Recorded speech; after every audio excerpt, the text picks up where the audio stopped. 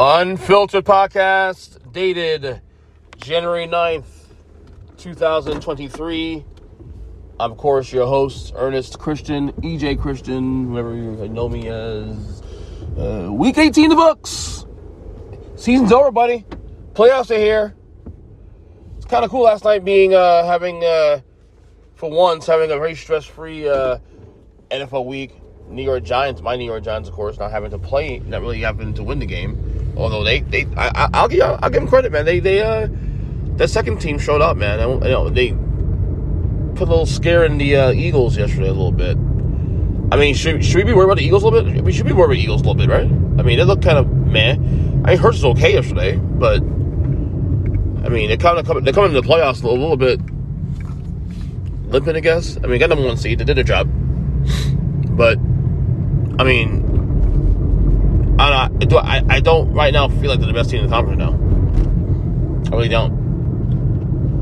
I think it's San Francisco. We got lots about it. We got a lot to talk about. It's Black Monday, by the way. Black Monday. We already got a firing. Before Monday. Lovie Smith, no surprise there. Fired by the Texans. And I feel like, even though that was going to happen, I think him choosing to play Week 18 to play hard, to play to win, is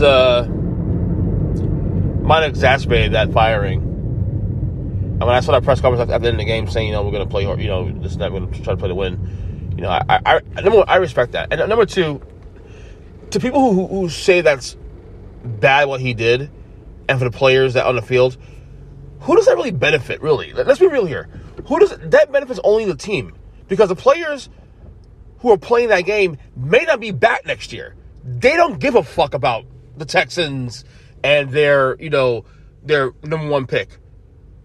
These guys are playing for jobs next year. Fuck your pick. No one gives a shit. So, but people who say, these players are just trying to tank it. For what reason? They have no investment. Unless you're a player that's been there, that's going to be there on a long-term contract. And even then, why would you do that? So I totally understand why Lovie and company would play hard in that game. Playing to win. You play to win the game. My best Herman Edwards impression.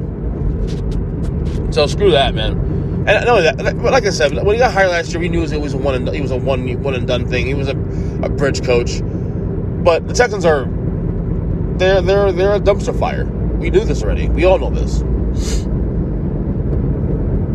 So, what else yesterday? Aaron Rodgers, I haven't turned on ESPN or FS1 as yet, but as I said yesterday, after losing to the Lions last night, which gave the Seattle Seahawks the playoff spot, the last NFC playoff spot, he's about to get torched this morning. I haven't seen it yet, though, but I'm sure it's going to happen. Kind of feels like he's done in Green Bay, though. I don't know. Who cares? I'm so sick of the Aaron Rodgers narrative. Like, I'm a fan, but I can see why people can't stand the guy. I can totally see why. He has like a douchebag kind of a personality. Certainly the whole vaccine thing last year didn't help his image. But I remain a fan. He's still to me, one of, if not the most talented quarterback to ever play football, play NFL. But his stock has dropped. And you see him and Randall Cobb walk off the field yesterday. Felt like the beginning of the end. Or the end of the end.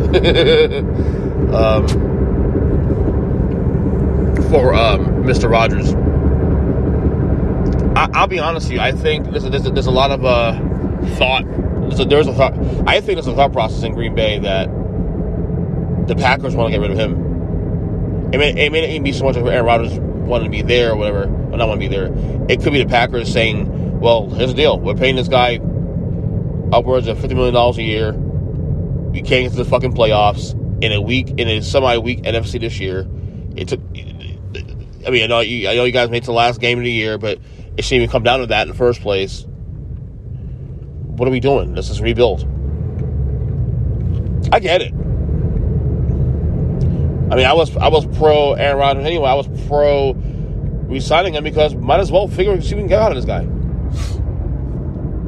But I guess I can now see the other side of it too. That's nothing to do with Rodgers. So playoffs are set, matchups are set. Eagles get byes. Chiefs get a bye on Saturday. 2 seed Buffalo in the AFC. What a performance by the Bills, and obviously the 2 kick returns touchdowns in honor of their brother Damar Hamlin. That was really cool. 3 seeds Bengals, who I still maintain got screwed. 4 seed the Jaguars. Duval. Shout out to my boy Kyle Nash, who will be covering his first ever NFL playoff game this week in Jacksonville. I called that, I called that weeks ago. 4 weeks ago in the year, and I said the Jaguars win the division. Titans are falling apart. 5 seed is going to be the Chargers. Chargers and Jaguars played first round. 6 seed is who's 6 seed in there? Oh, the Ravens, 6 seed. And then the 7 seed, of course, Miami Dolphins, who get in the most ugliest way to get in the playoffs. And they, I already won the game, but God, ugh. And Tua may play. Tua actually may play this week. And before you guys shoot me, am I wrong for actually wanting him to play? And I say that only because, not because I want him to get hurt, obviously. I say that because if he wants to play, who am I to tell him no? But seriously, who am I to tell him no? It's his body. It's his personal accountability. If he thinks he's right to play, I don't know. I think Tua gives Miami the best chance of beating Buffalo. I mean, he beat him once already with Tua, and then almost beat him again a few weeks ago with Tua as well, too. Want to see the best product possible. But if Tua wants to play football, who am I to say no? Again, it's his body. We preach to his body, my right. Well, I mean, it's his body. And if he's healthy to play, he's good to play, then I'm not going to stop him, I guess. And as a fan, I mean, I'm obviously about Miami Dolphins. I'm not going to sit there and say, I mean, obviously the right thing to probably be to leave him out, but then again, if you're going to leave him out now, might as well just end his career. Just throw the ball away every time you get close to getting hit. I know, like I said, it's going to be a little controversial, but it's kind of how I feel. Like, if he wants to play football, it's on him. I know. That's what we heard yesterday, that Tua was definitely in line to play.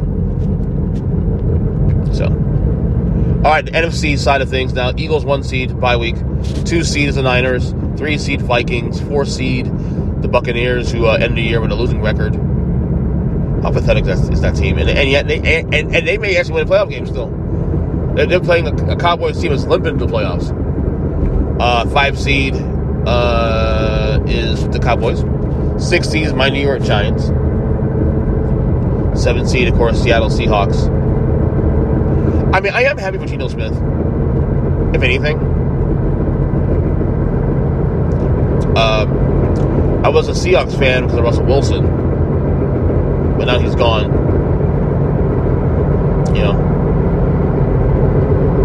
I don't know, it's going to be a fascinating first Super Bowl Wildcard weekend. This is our Chicken Podcast as well, too. We're going to have Kyle Nash on the show tomorrow. We're going to have a breakdown of the Wildcard weekend, as well as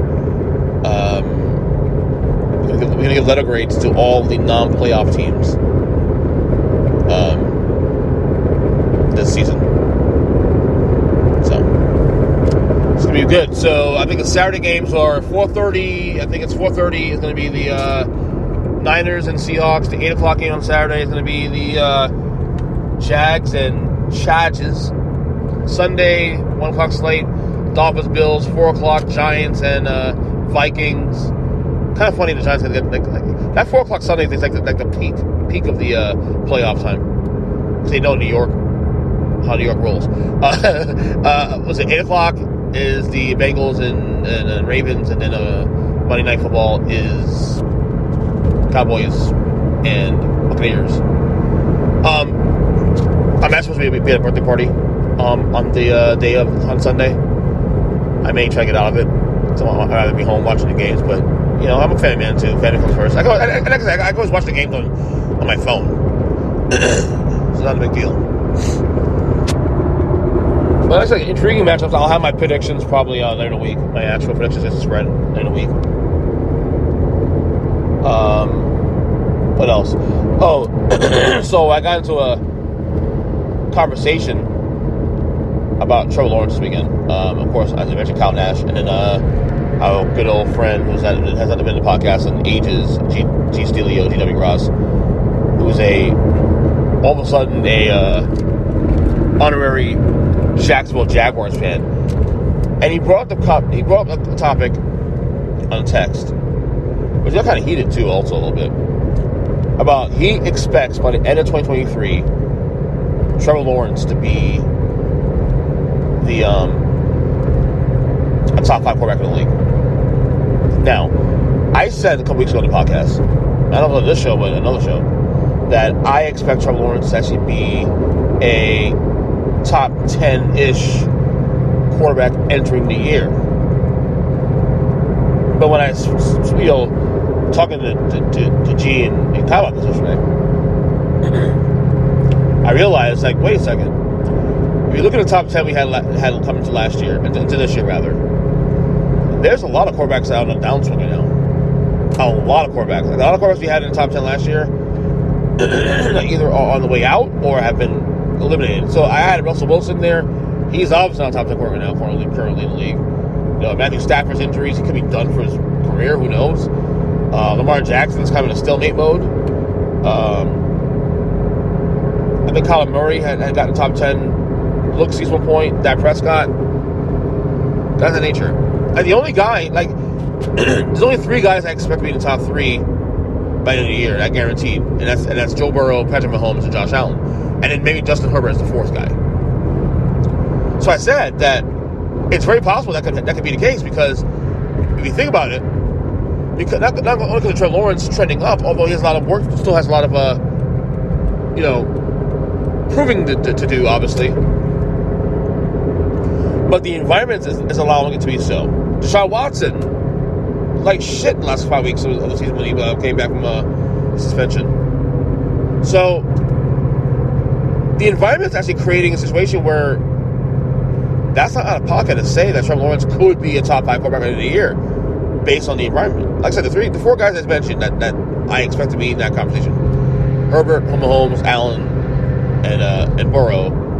And then, Lamar Jackson's another one that's kind of limbo because of the injuries.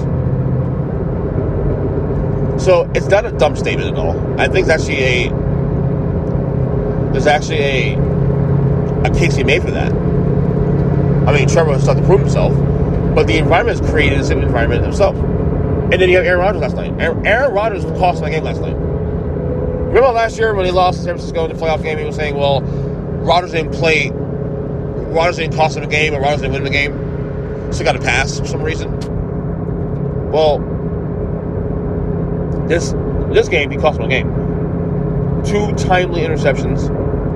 So Rodgers is not. It's probably on a downswing also too. When you look at the entire year plus what happened last night, is Rodgers a top 10 quarterback in the league still? Probably, but he's not trending downward though. So again, there's just debris outside here everywhere.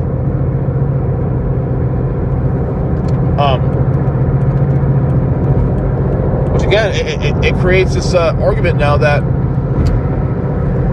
Trevor Lawrence, it doesn't sound foolish that he could be in a top 5 discussion when it's all said and done. That's all I'm saying. I'm not saying it's going to be so. I'm just saying the possibility. All the quarterbacks in the league now are trending up that hasn't cracked the top 10 or top 5. Do you see happening there? I'll take the 4 guys I mentioned. I mean, Dak is trending down right now. Rodgers is trending down right now. Kyler Murray is trending down. Kirk Cousins, really? Who else? Tom Brady's trending down. You know, Derek Carr trending down. I'm just trying to think of guys that are considered. So the door's open for Trevor Lawrence to really become that guy. I don't know. The door's open for that. So it's not a foolish conversation to have about